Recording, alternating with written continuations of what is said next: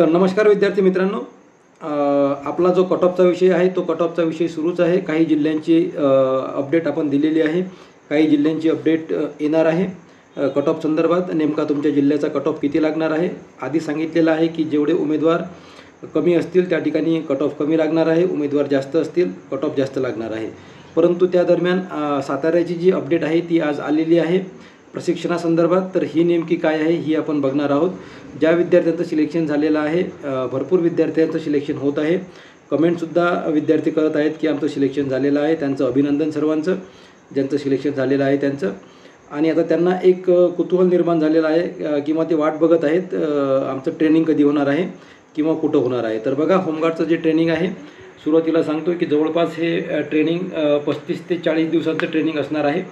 आणि जवळपास मुंबई, नागपूर, वर्धा, पुणे अशा ठिकाणी, मिरज, सांगली या ठिकाणी सुद्धा पोलीस ट्रेनिंग होमगार्ड ट्रेनिंगचे जे इन्स्टिट्यूट आहेत ते या ठिकाणी आहेत। तर तुमचंसुद्धा ट्रेनिंग त्या ठिकाणी होऊ शकतं। आणि यांनी असं सांगितलेलं आहे की जे काही पात्र विद्यार्थी होतील त्या पात्र विद्यार्थ्यांचं नेमकं ट्रेनिंग कुठं होणार आहे हे आपल्याला याच साईडवर, होमगार्डची जी साईड आहे या साईडवर आपल्याला समजणार आहे, तुम्हाला ते कळवणार आहेत। तसं आपल्या चॅनलवर सुद्धा तुम्हाला ती माहिती मिळणार आहे। आपल्याकडे अपडेट आल्यानंतर आपण तुमच्याकडे ती पोहोचवणार आहोत। ओके, तर आपण या ठिकाणी बघणार आहोत नेमकं सातारा जिल्ह्याचा जो एक त्याची जी अंतिम यादी आहे ती सुद्धा डिक्लेअर झालेली आहे, निवडसुद्धा झालेली आहे विद्यार्थ्यांची। तर बघा, या ठिकाणी 9/9/2024चं हे परिपत्रक आहे। यामध्ये त्यांनी नेमकं काय सांगितलेलं आहे आपण बघणार आहोत। तर या ठिकाणी बघा, 9/9/2024चं हे परिपत्रक असणार आहे। यामध्ये बघा, जाहीर सूचना त्यांनी दिलेली आहे।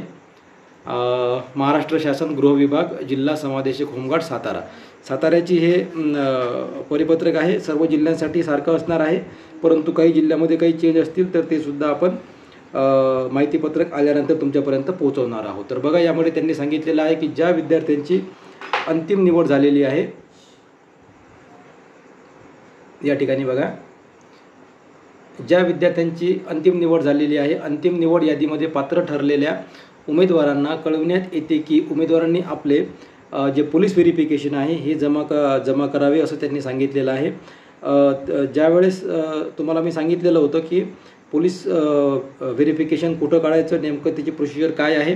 काही विद्यार्थ्यांनी काढलेलं असेल, काही विद्यार्थ्यांनी काढलेलं नसेल तर काढून घ्या, कारण की ते आता लागणार आहे, त्याची वेळ आलेली आहे। ओके, तर या ठिकाणी सांगितलेलं आहे त्यांनी की पोलीस चारित्र्य पडताळणी प्रमाणपत्र 18/9/2024 अखेर आपले संबंधित पथक, उपपथक, समादेशक यांच्याकडे तुम्हाला ते सुपूर्द करायचे आहे, त्यांच्याकडे ते जमा करायचे आहे। ज्यांनी ओरिजिनल पोलीस व्हेरिफिकेशन प्रमाणपत्र याआधी दिलेलं आहे त्यांनी त्या प्रमाणपत्राची छायांकित प्रत म्हणजे झेरॉक्स तुम्हाला आता या ठिकाणी सबमिट करायची आहे। आणि ज्यांनी केलेलंच नसेल त्यांनी आता काढून घ्या आणि सबमिट करून टाका। ओके, त्यानंतर बघा, त्यानंतर त्यांनी सांगितलेलं आहे की सदर प्रमाणपत्राची छायांकित प्रत जमा करावी। ओके, जमा करताना काय करावं लागेल की तुम्हाला त्यावर तुमचा जो चेस्ट क्रमांक आहे, जो नोंदणीच्या वेळेस ग्राउंडच्या वेळेस तुम्हाला मिळालेला आहे, तो तुम्हाला त्या ठिकाणी नमूद करायचा आहे। ओके, त्यानंतर बघू आपण, सर्व पात्र उमेदवारांनी आपली जी मेडिकल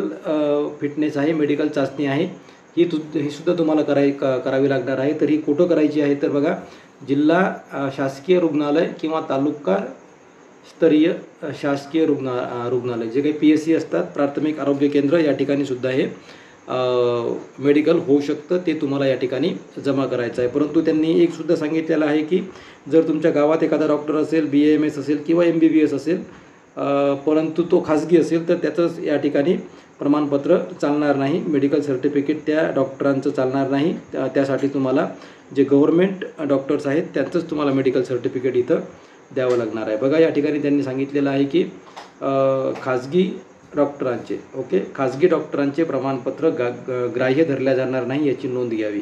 त्या कारणामुळे कुठल्या खाजगी डॉक्टरांचं मेडिकल सर्टिफिकेट तुम्ही घेऊ नये। PSCमध्ये जा, PSCमध्ये तुम्हाला ते मिळू शकते, किंवा मग डिस्ट्रिक्ट हॉस्पिटल ज्याला आपण म्हणतो, जिल्हा सामान्य रुग्णालय वगैरे असतात त्या ठिकाणी तुम्हाला ते मिळू शकते। त्यानंतर त्यांनी सांगितलेलं आहे की पात्र ठरलेल्या सर्व उमेदवारांचे 15 दिवसाचे प्राथमिक शिक्षण, बघा या ठिकाणी 15 दिवसाचे प्राथमिक शिक्षण गणेशोत्सव संपताच या महिन्याच्या शेवटच्या आठवड्यात सुरू होणार असून उर्वरित 35 दिवसांचे, ओके, या ठिकाणी 15 दिवसाचे आणि या ठिकाणी 35 दिवसाचे उर्वरित हे विधानसभा निवडणुकीनंतर आयोजित करण्यात येणार आहे. ओके, विधानसभा निवडणुकीनंतर ते ट्रेनिंग तुम्हाला देतील 35 दिवसाचं, परंतु त्या अगोदर 15 दिवसाचं जे ट्रेनिंग आहे हे गणेशोत्सव संपल्यानंतर ते तुम्हाला देणार आहेत. सातारा जिल्ह्याच्या संदर्भात आपण बोलतो, ही गोष्ट लक्षात ठेवा. ओके, त्यानंतर त्यांनी सांगितलेलं आहे की 35 याबाबत सूचना संकेतस्थळावर पथक स्तरावर. ओके, या ठिकाणी आपलं जे होमगार्डचं जे पेज आहे यावर तुम्हाला इथं सर्व सूचना मिळणार आहेत. आपल्या ग्रुपवर सुद्धा सूचना मिळणार आहेत. ओके, सरळ सरळ प्रोसिजर आहे. यांनी काय सांगितलेलं आहे सुरुवातीला बघा, यामध्ये पोलीस व्हेरिफिकेशन आपल्याला काढायचं आहे. काढलेलं नसेल तर काढून घ्या. त्यानंतर त्यावर तुम्हाला चेस्ट क्रमांक लिहायचा आहे.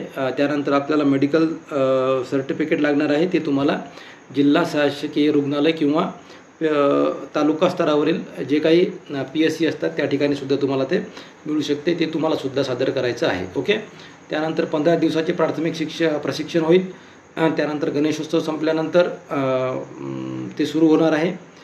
त्यानंतर 35 दिवसाचं जे प्रशिक्षण आहे ते सुद्धा होणार आहे, परंतु ते विधानसभा निवडणुकीच्या नंतर आयोजित करण्यात येणार आहे. ओके, आता विषय आहे पात्र ठरलेल्या उमेदवारांनी प्रशिक्षणाकरिता काय आणायचं आहे सोबत. तर बघा, पात्र ठरलेल्या उमेदवारांनी प्रशिक्षणासोबत गणवेश प्रशिक्षण सुरू होण्यापूर्वी स्वतः तयार करून घ्यावा म्हणते. स्वतः तयार करून तुम्हाला घ्यावा लागणार आहे. जो काही खर्च येईल तो तुम्हाला नंतर 2 ते 3 महिन्यामध्ये गव्हर्नमेंट देणार आहे. ही गोष्टसुद्धा समजून घ्या. यामध्ये तुम्हाला काय करायचं आहे तर पांढरा टी-शर्ट 2 नग घ्यायचे आहेत, 2 पांढरे टी-शर्ट घ्यायचे आहेत.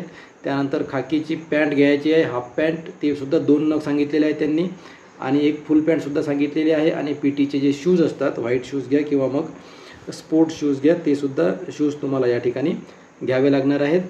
ही गोष्ट लक्षात घ्या. हे एवढे तुम्हाला तयारी करून जावं लागणार आहे ट्रेनिंगसाठी. आणि होमगार्ड सदस्याचा विहित गणवेशाबाबत, म्हणजे जो काही खाकीचा गणवेश आहे त्याबद्दल तुम्हाला सूचना प्रशिक्षणामध्ये देण्यात येणार आहेत. ओके, पोलीस कॉन्स्टेबलसारखा जो ड्रेस आहे, जो युनिफॉर्म आहे, जो ड्रेस कोड आहे होमगार्डचा, त्याबद्दल तुम्हाला जेव्हा तुमचं प्रशिक्षण सुरू होईल त्यामध्ये तुम्हाला सूचना देण्यात येतील की तो नेमका कधी बनवायचा आहे किंवा कधी घ्यायचा आहे किंवा कधी तो टाकायचा आहे बनवण्यासाठी. ओके, यानंतर सांगितलेलं आहे त्यांनी की गणवेश किट भत्ता प्राथमिक प्रशिक्षण पूर्ण झाल्यानंतर अदा करण्यात येईल. जो काही तुम्हाला खर्च लागेल या गणवेशासाठी तो तुम्हाला अदा करण्यात येईल, तुम्हाला परत इथं मिळणार आहे. तसेच प्रशिक्षण कालावधीमध्ये भोजन खर्च उमेदवारांनी स्वतः करावायचा आहे. आता ही गोष्ट आतापर्यंत आपल्याला माहिती नव्हती, परंतु मी आतापर्यंत तुम्हाला या गोष्टीचं सांगितलंसुद्धा नव्हतं की तुम्हाला तो जो खर्च आहे 35 ते 40 दिवसाचा जो आपला जेवणाचा जो खर्च आहे तो आपल्याला स्वतः करावा लागणार आहे. परंतु